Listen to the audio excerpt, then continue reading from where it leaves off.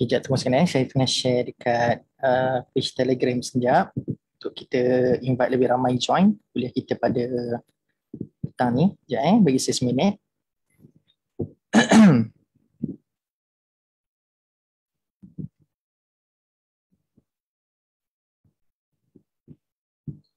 Okay, sekali lagi.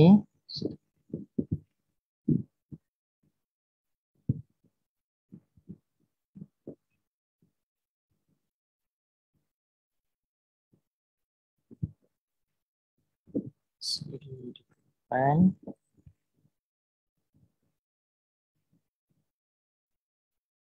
Okey, baik. Settle. Alhamdulillah. Okey, baik tuan-puan sekalian. Auzubillahi minasyaitonirrajim. Bismillahirrahmanirrahim. Assalamualaikum warahmatullahi wabarakatuh. Okey, baik tuan-puan sekalian. Sebelum saya mulakan kuliah pada petang ini, seperti biasa tuan-puan sekalian, saya nak survey terlebih dahulu macam mana status live saya pada petang ini tuan-puan sekalian. Boleh tak tuan-puan sekalian komen sikit yang sudah join? Kita tengok dah ada 9 orang setakat ni. Ada 9 orang yang sudah join. Okey, dah ada 11 orang. Boleh tak tuan-puan sekalian sudi komen tak tuan-puan sekalian daripada mana, dan mungkin tuan-puan sekalian boleh komen sama ada suara saya jelas ke tidak. Suara, gambar jelas ke tidak tuan-puan sekalian. Okey, cuba komen sikit tuan-puan sekalian. Supaya saya tidak syok sendiri.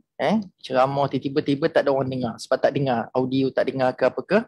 Tuan-puan sekalian boleh tak komen gambar dengan suara. Dan mungkin tuan-puan sekalian dalam tu boleh tuan-puan sekalian komen juga tuan-puan sekalian semua daripada mana. Okey. Silakan tuan-puan sekalian, ada tak yang sudi komen?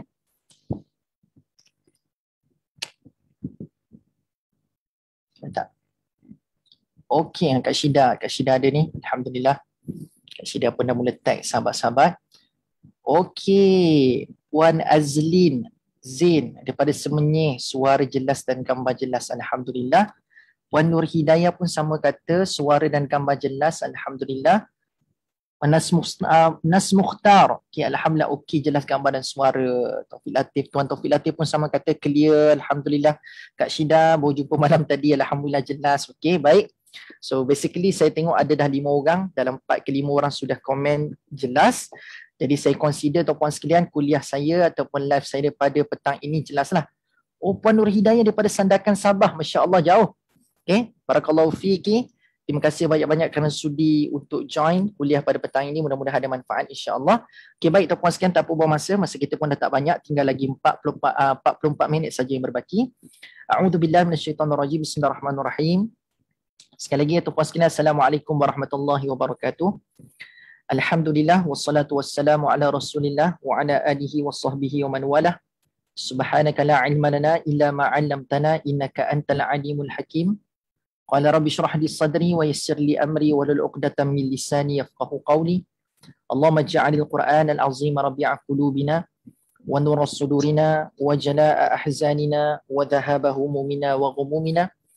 Allahumma ij'alna minal ladzina yastami'una qawla fayattabi'una ahsanah. Amin ya rabbal alamin.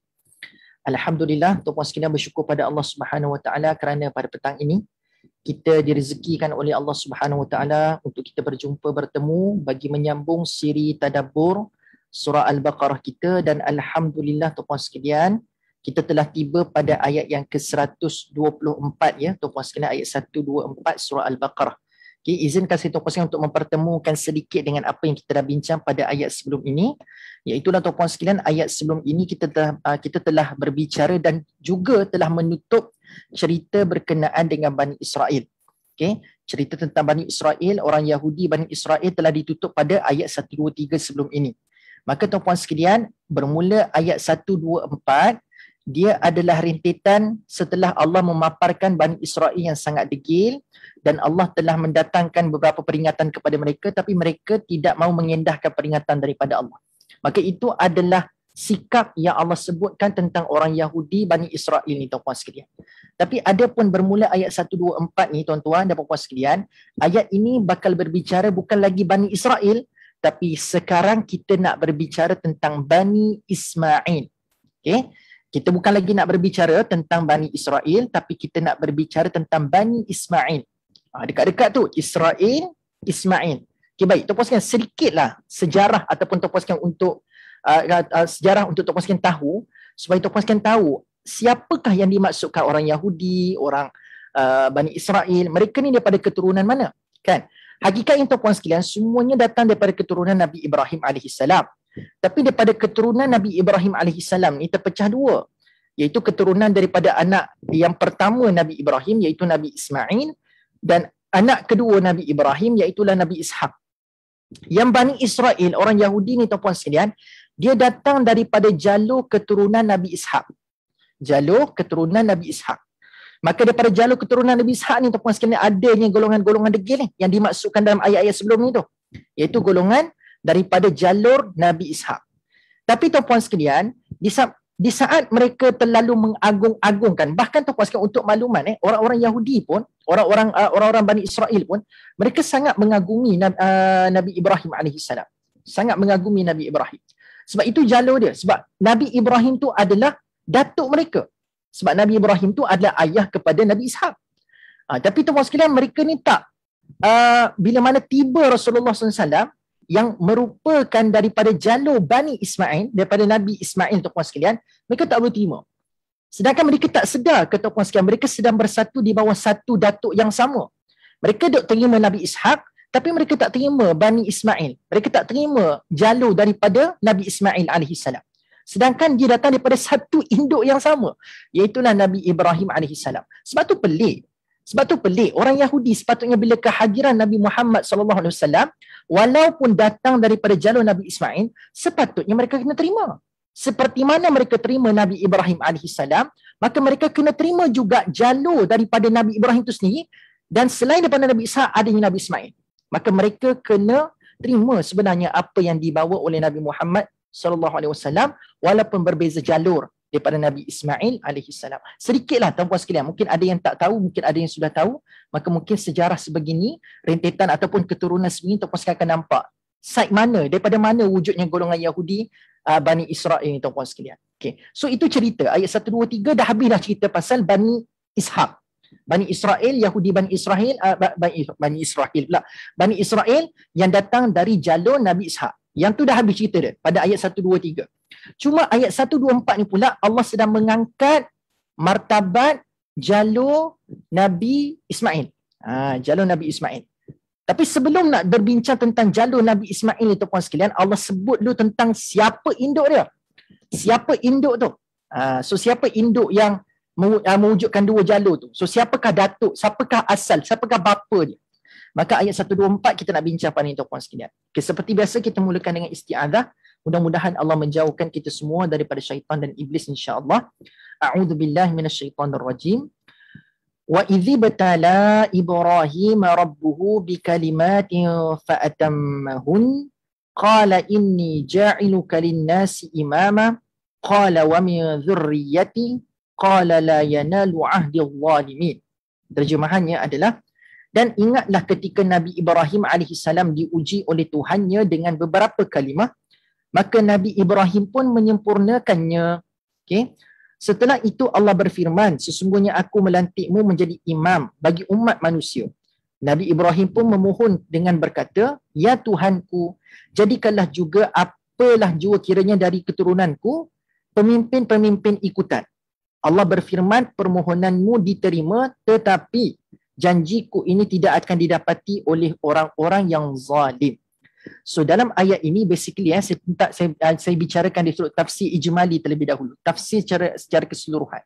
So dalam ayat ini Allah berbicara berkenaan dengan Nabi Ibrahim alaihissalam yang mempunyai satu sikap yang sangat hebat, iaitulah bila berhadapan dengan ujian, Nabi Ibrahim bukanlah seseorang yang suka lari. Suka lari daripada ujian.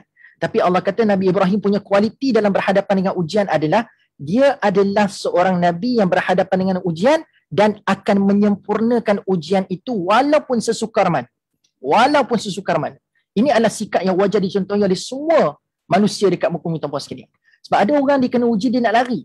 Tapi tidak pada Nabi Ibrahim alaihissalam. Nabi Ibrahim sebesar mana pun ujian, dia sempurnakan ujian tersebut. Dan yang menarik tuan-puan sekalian, ada doa daripada Nabi Ibrahim alaihissalam. Doa Nabi Ibrahim dia minta pada Allah Subhanahu Wa Taala, minta Allah ni bukan sekadar jadikan dia imam daripada pada kalangan manusia, tapi dia minta juga qala wa min dzurriyyati. Dia minta pada Allah Subhanahu Wa Taala agar zuriat-zuriatnya juga akan menjadi imam dalam kalangan manusia. So kita semua maklum tuan-puan sekalian, seperti mana yang saya sebutkan pada mukadimah tadi, zuriat Nabi Ibrahim alaihissalam ada dua, iaitu Nabi Ishaq dan juga Nabi Ismail. Tetapi silapnya Bani Israel, Yahudi Bani Israel ni tuan-puan sekalian, mereka ini terlalu mengagungkan keturunan Nabi Ishaq tapi tak boleh terima keturunan Nabi Ismail. Sedangkan Allah dah bagi tahu permintaan Nabi Ibrahim untuk Allah jadikan zuriat-zuriatnya itu tuan-puan sekalian sebagai imam dalam kalangan manusia, maksudnya tertakluklah kepada Nabi Ishaq dan juga Nabi Ismail. Maka kenapa kamu tak boleh nak terima? Kenapa kamu terlalu mengagungkan keturunan Nabi Ishaq saja? Kenapa kamu tak boleh terima Nabi Ismail? Sedangkan kedua-duanya ini adalah Nabi dan mereka juga layak menjadi imam. Sebab Allah kata ayat ini ataupun doa ni takkan terpakai yang la yanalu ahdiz zalimin. Dia tak akan terpakai kepada orang-orang zalim. Adakah Nabi Ismail orang zalim? Dan adakah Nabi Ishaq orang zalim? Maka kedua-dua Nabi ini tidak menzalimi dan tidak zalim pun tuan-puan sekalian. Maka sama ada daripada keturunan Nabi Ishaq ke ataupun keturunan Nabi Ismail ke, kena percaya. Tak ada alasan untuk nak reject. Dia orang berdua ni, salah seorang daripada dua orang ini. Tapi berlakulah satu penolakan tuan-puan sekalian, walaupun diharapkan tak berlaku, tapi berlaku. Okey, baik, itu secara ijmali, secara keseluruhan. Apa gambaran tentang ayat 124? Okey, now kita pergi secara harfiah. Kita pergi secara kalimah by kalimah lah. Mungkin tidak semua kalimah saya akan stop, tapi kita tengok secara detail sikit tentang ayat 124 surah Al-Baqarah. Baik, Allah mulakan dengan wa idzibtala. Okey, wa idzibtala. Dan apabila Ibrahim, wa idzibtala Ibrahim. Dan apabila Ibrahim diuji oleh Tuhannya, wa idzibtala Ibrahim rabbuhu. Dan apabila Tuhannya menguji Nabi Ibrahim alaihissalam. Baik, kita nak highlightkan perkataan wa'if tu. Wa'if tu tuan-puan sekalian bermaksud dan apabila. So tuan-puan sekalian, perkataan apabila ni dalam konteks penggunaan bahasa Melayu ni, apabila ni menggambarkan sesuatu yang berlaku dalam keadaan yang tidak kerap. Faham tak? Sesuatu yang berlaku dalam bentuk yang tidak kerap. Kalau benda yang kerap, kita akan kata selalu. Selalu kan? Benda yang kerap kita akan kata selalu. Tapi bila kita kata apabila, maksudnya benda itu akan datang tidak kerap dan akan datang bila diizinkan benda itu datang. Ataupun dia akan datang dalam tempoh yang tertentu sahaja. Sebab tu ada istilah apabila. Apabila ni dia akan datang singgah dan dia tidak berlaku dalam bentuk yang kerap. So kita dah tahu tadi, Tuhan Nabi Ibrahim nak menguji Nabi Ibrahim. Tapi adakah ujian yang Allah datangkan kepada Nabi Ibrahim itu kerap? Jawapannya tidak. Walaupun kita nampak banyak cara mana sekalipun, tapi konsep ujian tu memanglah kita kena lalu kat muka bumi ni. Tapi konsepnya adalah dia tidak kerap. Tapi ada manusia dengan banyaknya ujian tu tuan-puan sekalian, dia rasa macam Allah tu tak adil pada dia. Dia rasa macam Allah terlalu banyak bagi ujian. Dia bukan isu Allah banyak bagi ujian tuan-puan sekalian. Siapa dia rasa macam dia terlalu kerap dapat ujian. Dia bukan isu banyak ujian tu. Isunya adalah dia lupa masa Allah bagi nikmat senang. Setuju ke tak setuju tuan-puan sekalian? Dia bukan isu Allah bagi tu kerap sampai dia rasa macam banyaknya ujian Allah bagi pada saya. Dia bukan sebab tu. Sebabnya adalah bila tak Allah bagi dia senang, dia lupa masa tu.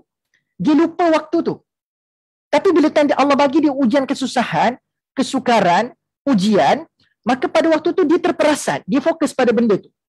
Dan bila dia fokus pada benda tu ni dia rasa macam, oh banyaknya ujian, kerapnya ujian datang kat saya. Tapi masa time senang, dia tak ingat pun hari tu ataupun waktu tu.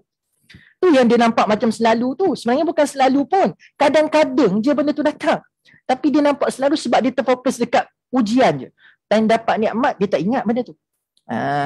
So perhatikan, sebesar-besar para Nabi pun, kita ni nak compare ujian kita dengan Nabi, memang sah lah tuan-puan sekalian, antara langit dengan bumi lah jauh dia.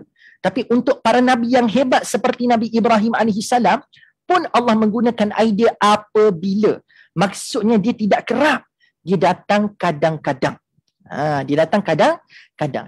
Ini kan pula tuan-puan sekalian, yang Allah sebut tentang ujian pada kalimat ibtala, dalam ayat ni Allah kata wa idzi betala, ujian. Apakah maksud ujian dalam sebutan ibtala? Sebab dalam bahasa Arab ada je perkataan yang lain selain ibtala ni untuk menggambarkan makna ujian. Di samping ibtala yang datang dari perkataan bala ataupun ibtila, ada satu lagi perkataan tuan-puan sekalian yang maknanya yang maknanya juga adalah ujian, iaitu imtihan. Apa benda? Imtihan. Yang tu saya rasa tuan-puan sekalian mungkin biasa dengar kot perkataan ni. Bahkan anak-anak kita yang mungkin pergi sekolah agama petang ke, ataupun yang mungkin masuk kelas Arab sikit ke, dia tahu dalam bahasa Arab bila sebut ujian, ujian itu disebut dalam bahasa Arab sebagai imtihan. Imtihan. Jadi kalaulah kata maksudnya imtihan je tuan-puan sekalian, imtihan tu maksudnya ujian, kenapa Allah tersebut dalam ayat ni wa idzimtahana Ibrahim? Kalau nak cerita pasal idea ujian, wa idzimtahana Ibrahim marabbuhu, sampai je maknanya Tuhannya, dan apabila Tuhannya menguji Nabi Ibrahim AS.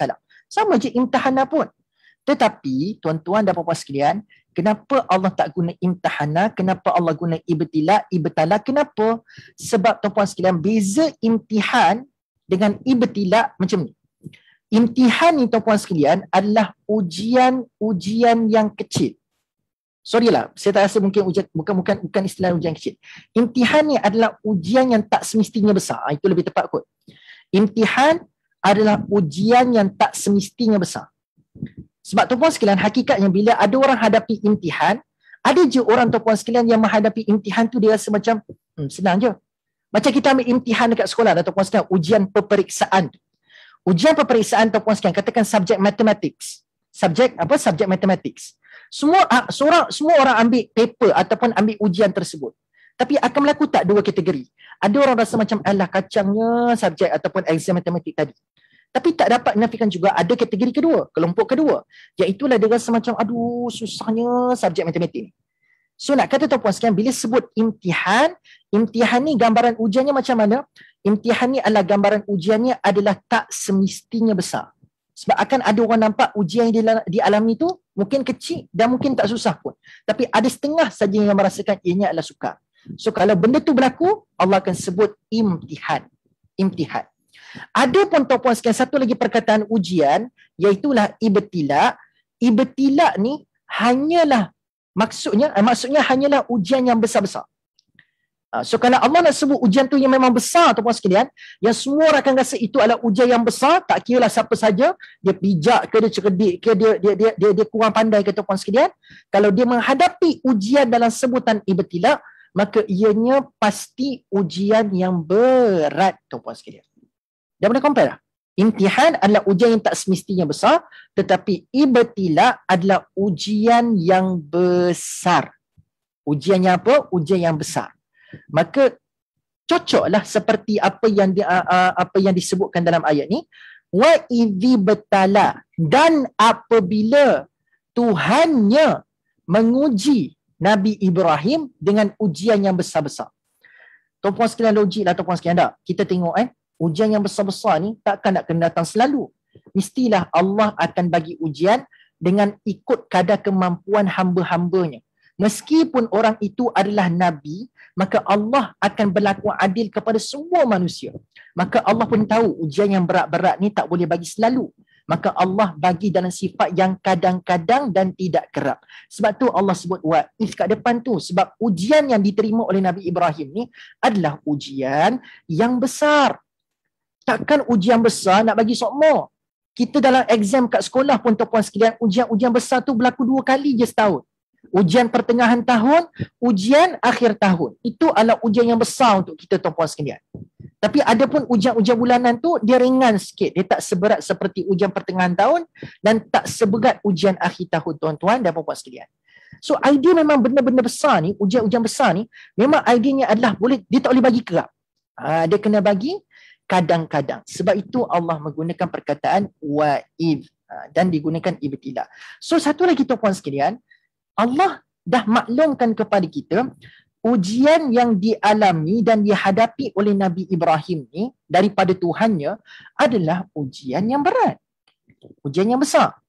Dan tuan-puan sekalian, saya nak tanya, adakah Nabi Ibrahim saja yang melalui ujian yang besar? Tak.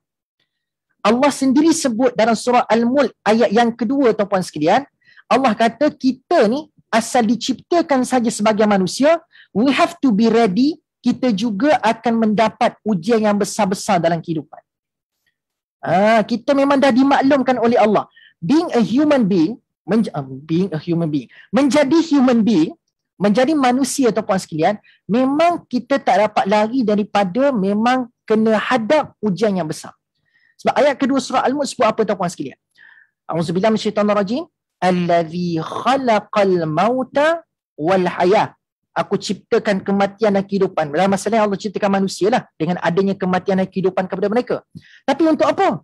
Untuk apa? Liyabluwakum. Allah sebut perkataan liyabluwakum. Allah tak kata liyamtihanikum. Allah kata liyabluwakum. So dalam ayat tu pun bagi tahu dengan root word yang sama dengan kalimat ibtala, maka kita ni asal diciptakan sahaja sebagai manusia, we have to be prepared. Memang kita akan diuji dengan ujian yang besar-besar. Tuan-puan sekalian, dalam bahasa mudah hidup kat dunia ni, kalau tak dapat ujian tuan-puan sekalian, tak payah jadi manusia. Lebih kurang macam tu.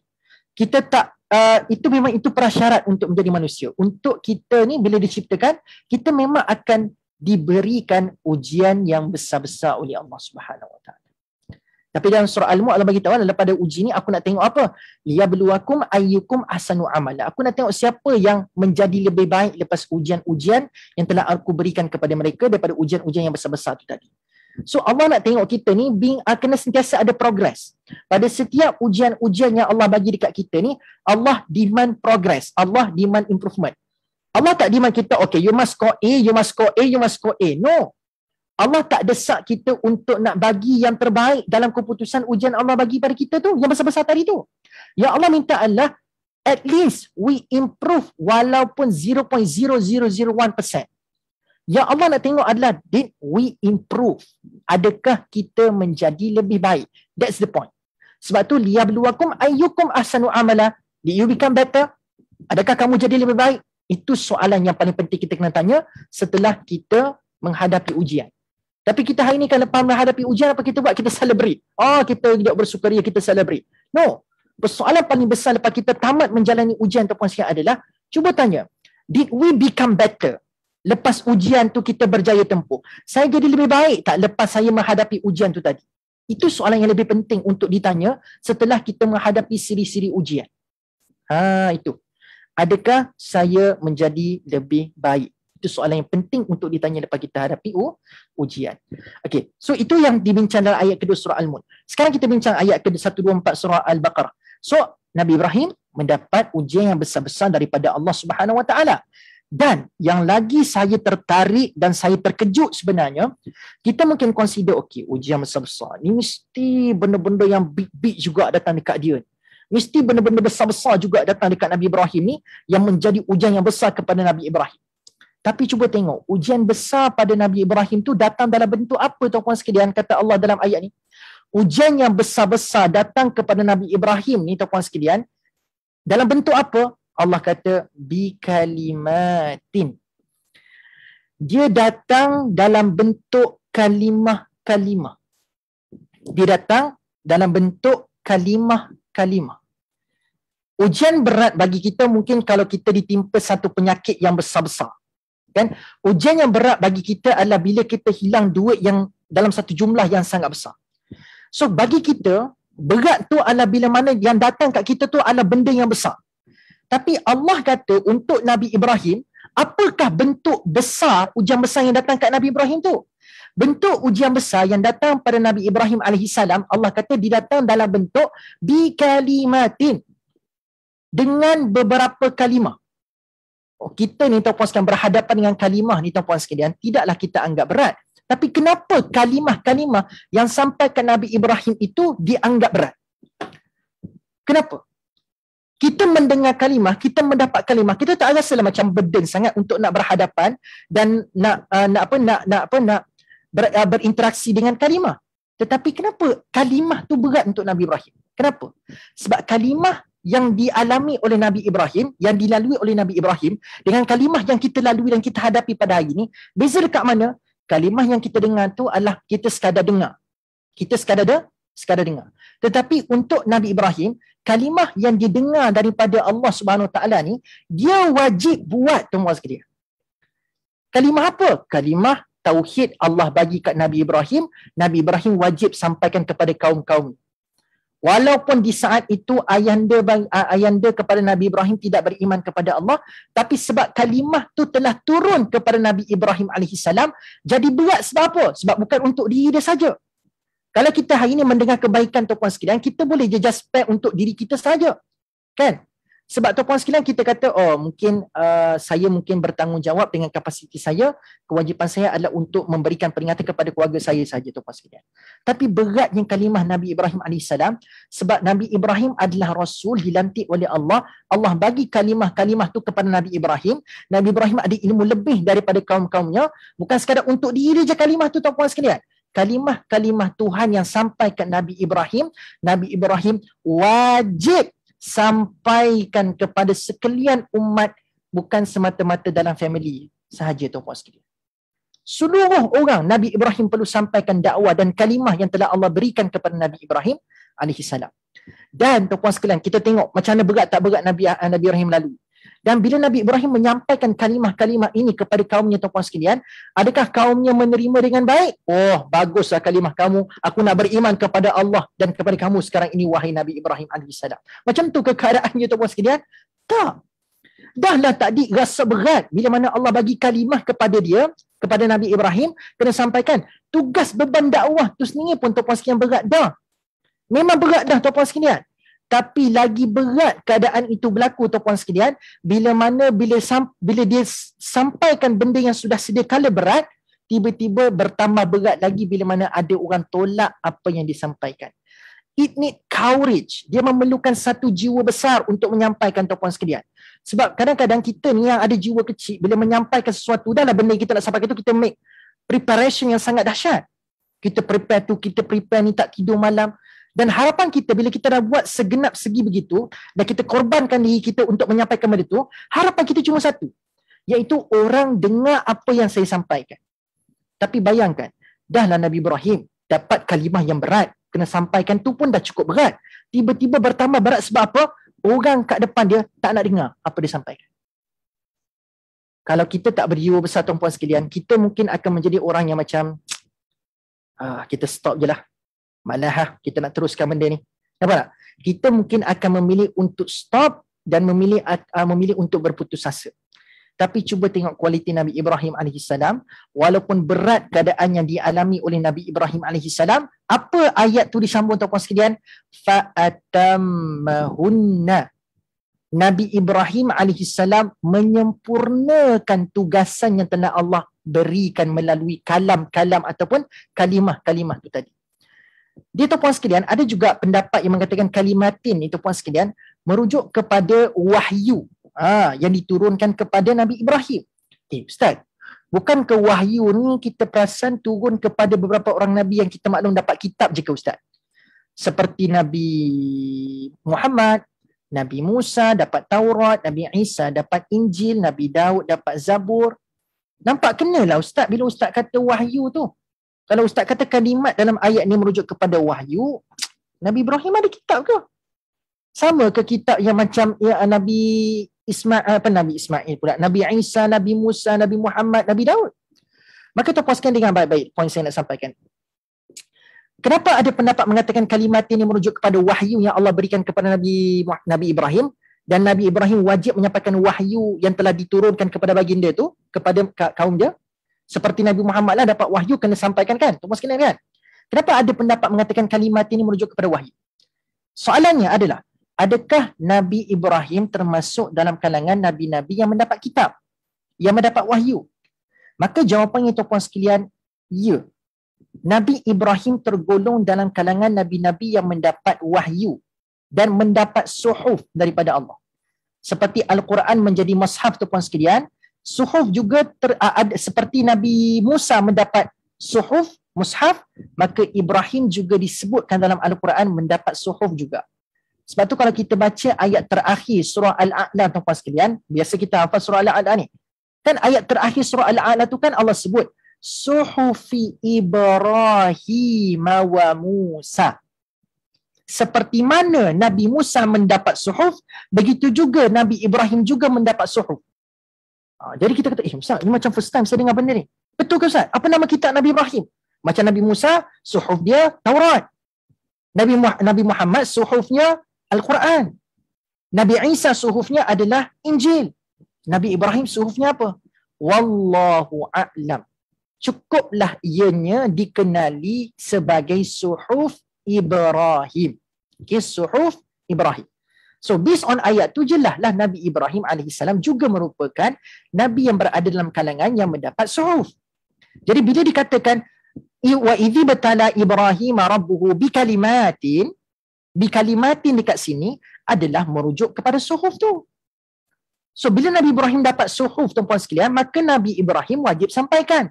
Seperti mana Nabi Muhammad mendapat suhuf yang merupakan wahyu daripada Allah, dan wahyu tu juga maksud lain ataupun nama lain bagi wahyu tu adalah kalam Allah, kalimat. Kan kita kata Al-Quran tu kan adalah kalam Allah, wahyu tu adalah kalam Allah. Samalah suhuf yang Nabi Ibrahim dapat disebutkan dalam sebutan bikalimatin, maka kalimat, kalam, samalah. Kalam Allah, kalimatin, maka merujuk kepada suhuf Nabi Ibrahim. Maka seperti Nabi Muhammad dapat kalam Allah, dapat suhuf, dia kena sampaikan. Nabi Ibrahim juga kena sampaikan. Dan tuan-tuan sekalian, seperti Nabi Muhammad, Al-Quran tu kan, wahyu kalam Allah ni kan berat. Bahkan kalau kita baca tuan-tuan ke surah Al-Hasyr, tak silap saya, kan kalau diberikan kepada gunung, khasyi'an mutasaddian min khasyatillah. Nak kata tuan-tuan sekalian, bila ayat Quran turun kepada gunung, gunung ni akan jadi khasyi'an, akan jadi ketakutan. Mutasaddian, dan akan pecah gunung ganang ni tuan-puan sekalian, nak menampung ayat-ayat Allah Subhanahu Wa Taala, nak menampung kalam Allah.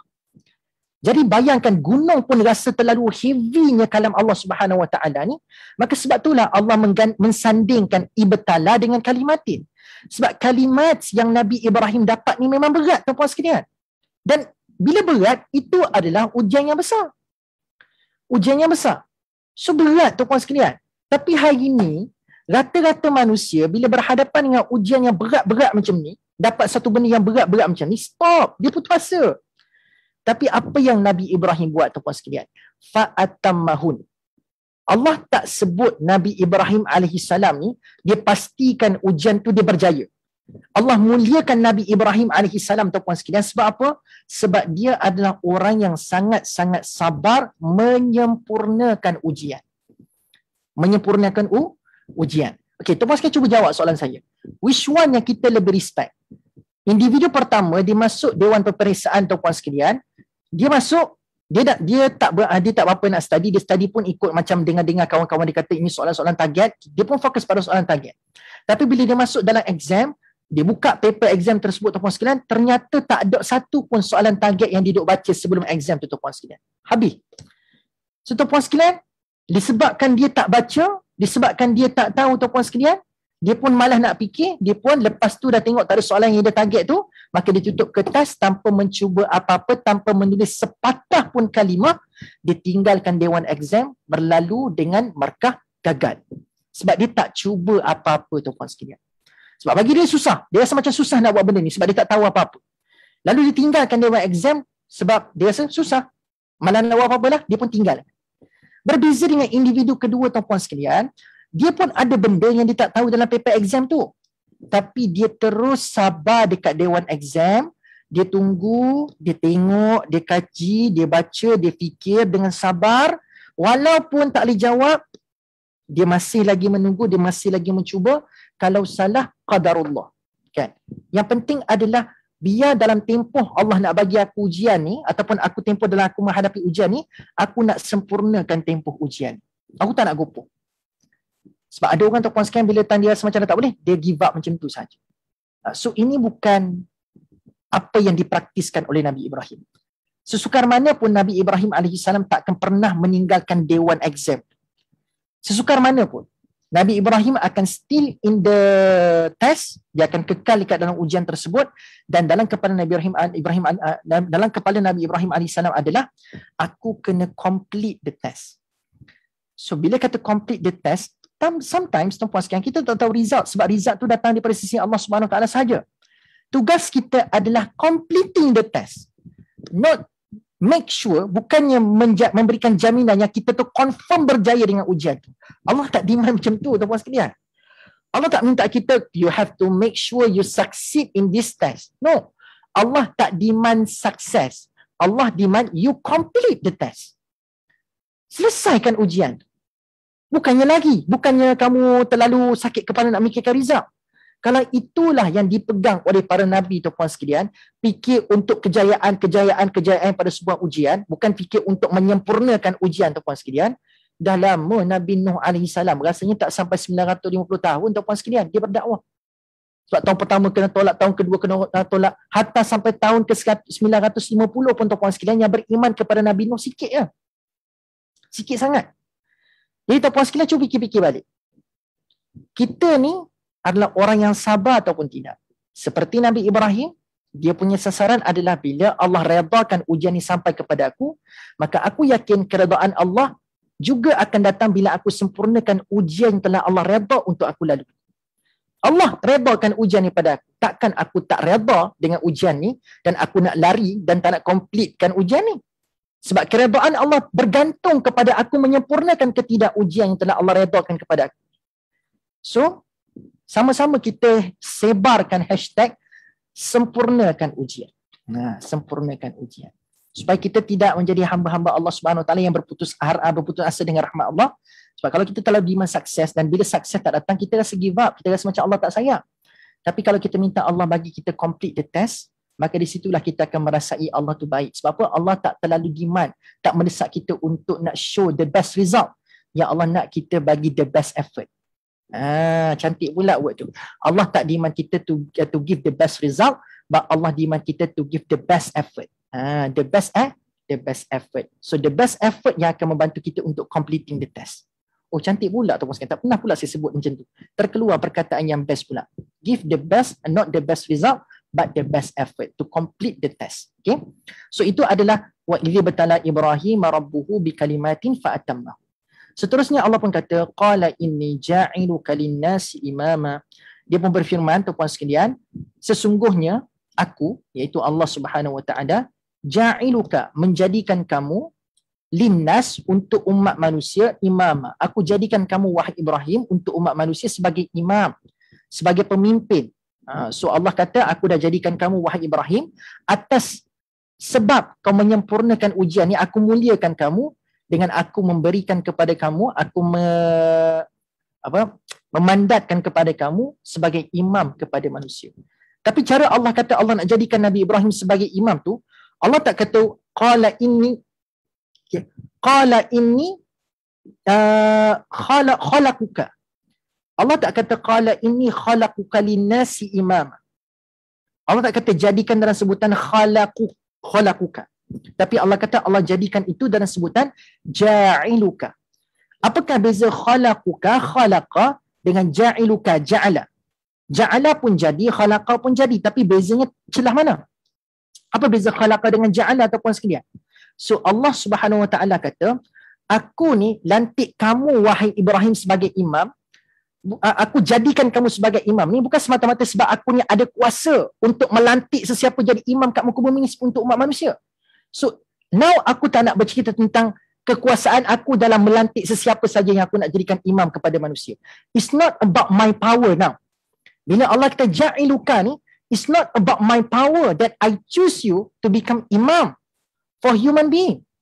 Bukan sebab aku ni berkuasa, maha perkasa, aku pilih kamu sebagai imam. Ya juga itu adalah aku. Tapi aku tak nak gambarkan aku lantik kamu tu disebabkan kuasa. Bukan disebabkan perkasa. Bukan disebabkan kemuliaan, keagungan. No. Tapi bila Allah sebut ja'iluka, kalau khalaqa, kalau ja'ala ataupun sekalian, ja'ala ni adalah idea dia, falsafah dia adalah menjadikan sesuatu disebab rahmat Allah dalam menjadikan sesuatu. Okay, saya ulang balik. Bila Allah guna perkataan jadi dalam sebutan ja'ala, ja'ala ni maksudnya adalah Allah nak highlightkan falsafahnya adalah rahmat Allah dalam menjadikan sesuatu. So kejadian itu, kenapa dia jadi? Sebab Allah bagi rahmat. So sebab rahmat Allah, Allah jadikan benda itu kepada manusia. Itu ja'ala. Dia beza dengan khalaqa. Khalaqa ni falsafah dia adalah Allah nak highlightkan kekuasaan Allah dalam menjadikan benda itu. Khalaqa highlight dia kekuasaan. Ja'ala highlight dia adalah rahmat Allah dalam menjadikan sesuatu. Saya ulang sekali lagi dengar baik-baik. Khalaqa kekuasaan Allah dalam menjadikan sesuatu. Ja'ala adalah rahmat Allah dalam menjadikan sesuatu. Dapat tangkap tak sekalian? So, bila Allah kata Allah nak bagi mandat kepada Nabi Ibrahim AS sebagai imam kepada sekalian manusia, Allah tak bercerita pasal aku ada autoriti, aku berkuasa, aku lantik kamu sebagai imam. Boleh je Allah sebut macam tu. Tapi kalau itulah yang nak disampaikan, maka Allah kena sebut khalaqaka linnasi imama. Sebab idenya adalah kekuasaan aku, I choose you, aku lantik kamu sebagai imam kepada manusia.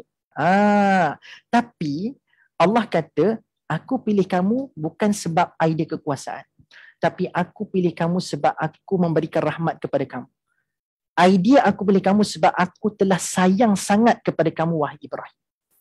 Dan susunan ayat ni cantik tuan-puan sekalian. Sebelum Allah berbicara tentang disebabkan sayang Allah kepada Nabi Ibrahim ni, Allah pilih Nabi Ibrahim sebagai imam. So sebelum ayat cerita pasal sayang pilih sebagai imam ni, Allah datang ke terlebih dahulu Nabi Ibrahim AS merupakan orang yang menyempurnakan ujian-ujian yang besar-besar yang sampai kat baginda. So dalam bahasa lain tuan-puan sekalian, tadaburnya adalah kalau kita kerap bertanya macam mana ya saya nak mendapat sayang daripada Allah Subhanahu Wa Taala, macam mana saya nak disayangi oleh Allah, Allah ni sayang ke tidak pada saya? So dalam ayat ni dengan jelas Allah beritahu antara cara untuk kita mengundang sayang Allah kepada kita tuan-puan sekalian dengan melakukan ja'ala, sayang rahmat Allah SWT. Nak mengundang rahmat Allah tu cara dia macam mana? Caranya adalah bila Allah bagi ujian, anggaplah itu adalah ketetapan yang terbaik dan kita sempurnakan ujian tersebut. Menyempurnakan ujian yang telah Allah redakan kepada kita untuk lalui, itulah cara untuk Allah berikan sayang kepada manusia. Nampak tak kaitan dengan apa kita bincang tadi dengan apa yang Allah sebutkan dalam ayat? Nampak tak? Untuk mengundang sayang Allah pada kita, maka kita kena complete the test. Kita kena sempurnakan ujian yang Allah berikan kepada kita. Itulah cara untuk mengundang sayang Allah Subhanahu Wa Taala. Allah sayangkan Nabi Ibrahim bukan sebab Nabi Ibrahim disebutkan berjaya dalam menghadapi ujian. Tapi Allah kata Allah sayang pada Nabi Ibrahim sampai Allah kata inni ja'iluka linnas imama. Aku dengan sayang aku lantik dia sebagai imam dalam kalangan manusia. Sebab apa? Bukan sebab dia berjaya dalam ujian. Walaupun kita tahu dia ada juga berjaya tuan-puan sekalian, tapi bukan idea tu Allah highlightkan. Allah kata sebab dia sempurnakan ujian. Sebab tu aku sayang kat dia. Dan disebabkan sayang aku dekat dia tu, aku pilih dia sebagai imam dalam kalangan manusia.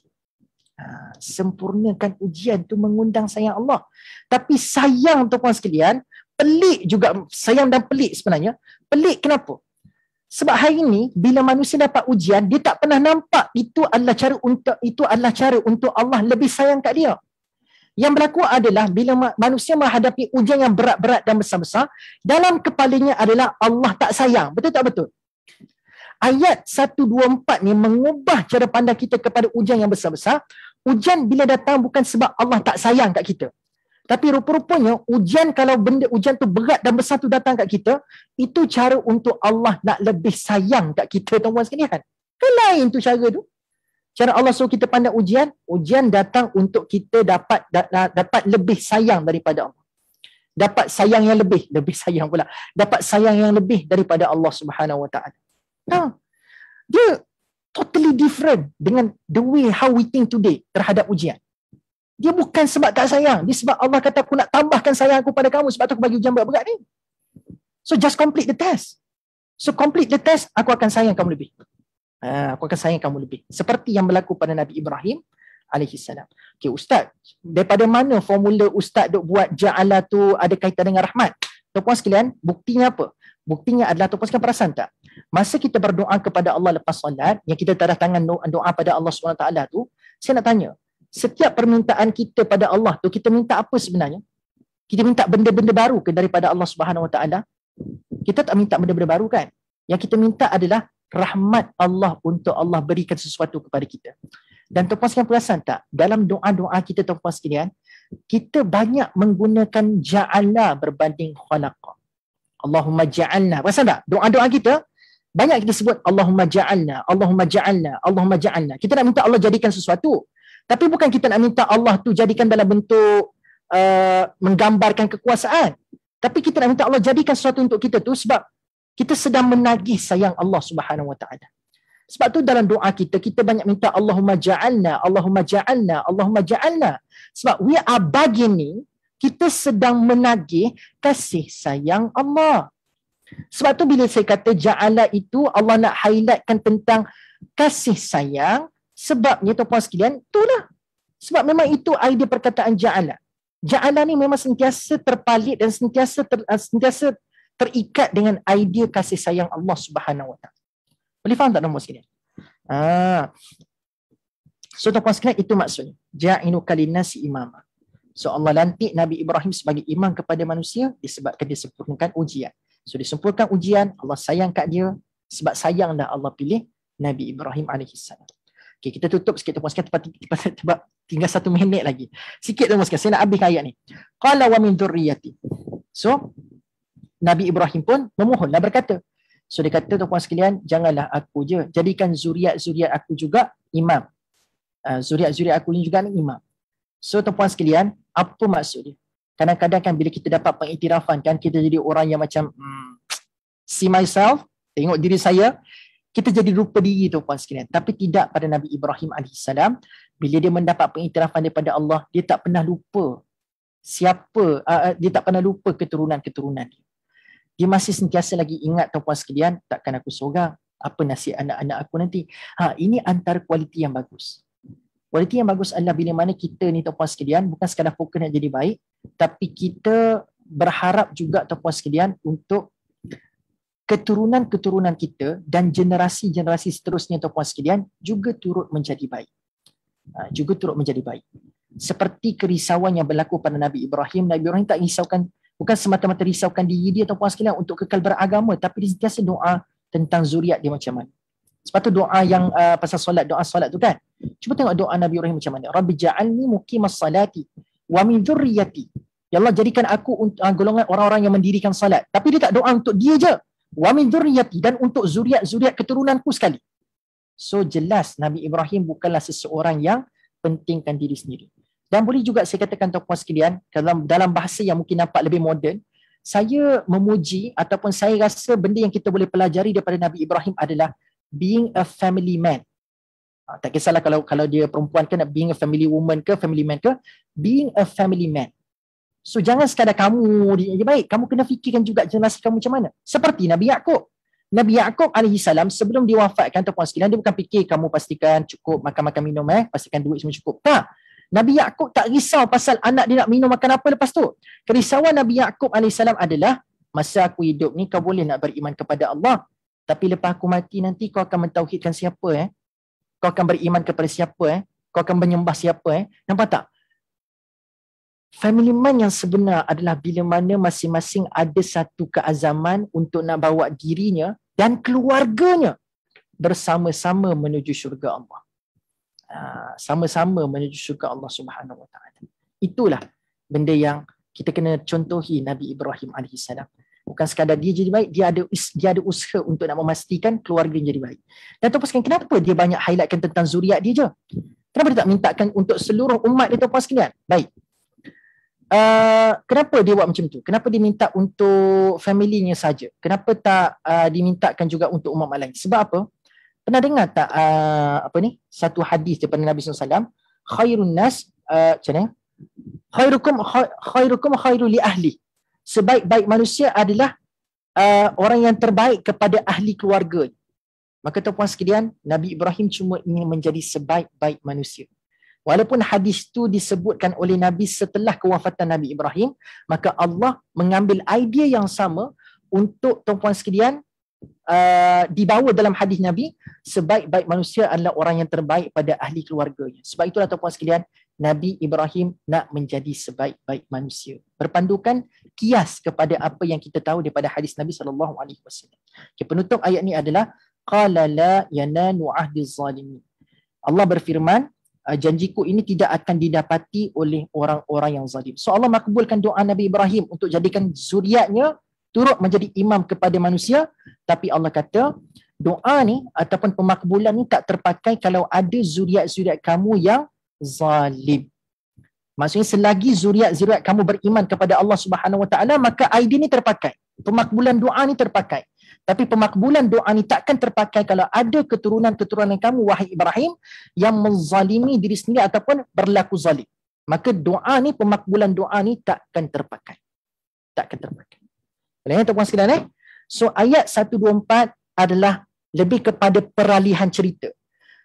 Sebelum ayat 124 itu berbicara tentang Bani Israel, maka ayat 124 ini adalah permulaan cerita bercerita pasal Bani Ismail. Sebab lebih kepada untuk nak memberikan memberi hujah lagi. Tak sepatutnya kamu Yahudi Bani Israel menolak Nabi Muhammad yang sampai pada kamu. Kamu tolak kerasulan dia. Semata-mata sebab Nabi Muhammad itu bukan daripada jalur Nabi Ishak. Tak boleh. Sebab pada doa Nabi Ibrahim saja, Nabi Ibrahim minta pada Allah untuk zuriat-zuriat dia. Maka zuriat Nabi Ibrahim bukan Nabi Ishak je. Zuriat Nabi Ibrahim juga adalah Nabi Ismail. Maka apa saja jalur daripada Nabi Ismail yang mereka tidak menzalimi diri mereka sendiri dan tidak berlaku zalim, maka tuan-puan sekalian, kau kena terima bila mana dia dakwa dia adalah Rasul dan memang ada dalam kitab kamu mendakwa memang akan wujud, akan datang Rasul akhir zaman memberi peringatan kepada kamu semua.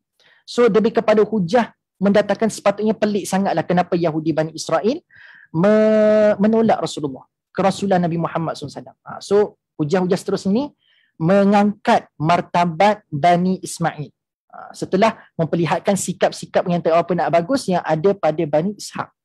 Yahudi Bani Israel itulah daripada jalur Bani Ishak, tuan-puan sekalian. Okay? Jadi tuan-puan sekalian dah 155.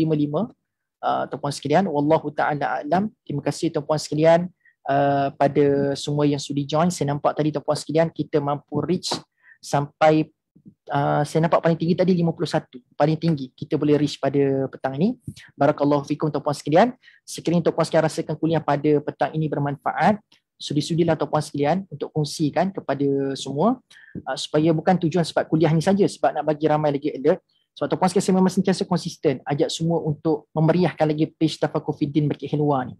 Sebab sajian pengisian daripada asatizah dekat sini Masya Allah sangat berkualiti. Para asatizah yang sangat-sangat disegani, boleh cedok ilmu daripada mereka tuan-puan sekalian. Banyak segmen-segmen ilmu dibincangkan dalam Tafaqquh Fiddin Bukit Hilwa. Okay, mungkin ada setengah-setengah page tu fokus pada Quran je, tapi Tafaqquh Fiddin Bukit Hilwa dia sapu semua. Sirah ada, fiqh ada, Quran ada, tadabbur ada, semua ada. Sebab tu saya sangat galakkan ajak ramai-ramai sekali untuk berkampung kat sini sebab pengisian tak pernah putus. Okay, ada je pengisian. So feel free to like, follow and share pada setiap video-video yang ada dekat dalam page Tafaqquh Fiddin Bukit Hilwa. Terima kasih tuan-puan sekali lagi pada semua. Saya nampak ni tuan-puan sekalian bukan sekadar bukan sekadar join, tetapi tuan-puan sekalian turut sama memeriahkan dengan komen-komen, bagi respon tuan-puan sekalian. Barakallahu fikum. Ma'assalamah pada semua. Aqulu qawli hadza wa astaghfirullahal azim li wa lakum. Kita tangguhkan dengan membaca tasbih kafarah wa suratul asr. Subhanakallahumma wa bihamdik asyhadu an la ilaha illa anta astaghfiruka wa atubu ilaik. Bismillahirrahmanirrahim. Wal 'asri innal insana lafi khusr illa alladziina aamanu wa 'amilus shalihat wa tawassaw bil haqq wa tawassaw bis sabr. Okay. Assalamualaikum warahmatullahi wabarakatuh.